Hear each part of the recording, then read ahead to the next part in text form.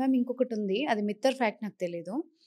Dates ఆపుకోవడం కోసం అంటే period ఆపుకోవడం కోసం వేసుకునే టాబ్లెట్స్ ఇన్‌ఫర్టిలిటీకి దారితీస్తాయా? పీరియడ్ ఆపుకోవడానికి వేసుకునే టాబ్లెట్స్ ఏంటవి? అంటే యూజువల్‌గా ఏం చేస్తారంటే ఇప్పుడు గుడికెళ్ళాలి.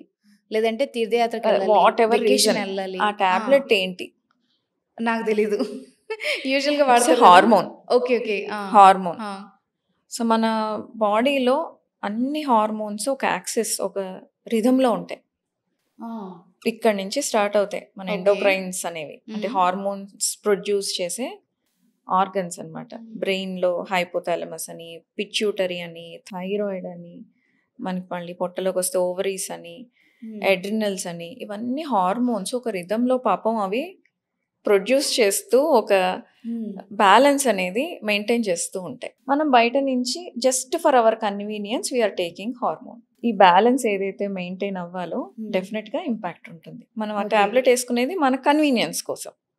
అవును. అంతే. మనకేదో ఇబ్బంది అవుతుంది. చిన్న ఇబ్బంది. దాన్ని ఓవర్‌కమ్ అవ్వటానికని అది ఆ నెలకి, ఏసేసుకుంటాం. ఆ ఆ నెలకి మంత్‌కి అనుకుంటాం. ఏసుకుంటాం. హ్మ్. అందరి బాడీస్ ఒకలా ఉండవు. హ్మ్. కొంతమందికి ఎటువంటి ఇంపాక్ట్ ఉండదు. హ్మ్. కానీ కొంతమంది బాడీస్ సెన్సిటివ్ ఉంటాయి. సో, హార్మోన్ పిల్స్ వల్ల ఒక్కొక్కసారి వాళ్ళ పీరియడ్స్ ఎఫెక్ట్ అవుతాయి. సైకిల్స్ ఎఫెక్ట్ అవుతాయి. ఓకే. హార్మోనల్ ఇంబాలెన్స్ అన్మాస్క్ అవుతుంది. అంటే అప్పటి వరకు బయటపడని హార్మోనల్ ప్రాబ్లమ్స్ అలాంటి హార్మోన్స్ ఏసుకున్నప్పుడు బయటపడడం స్టార్ట్ అవుతాయి.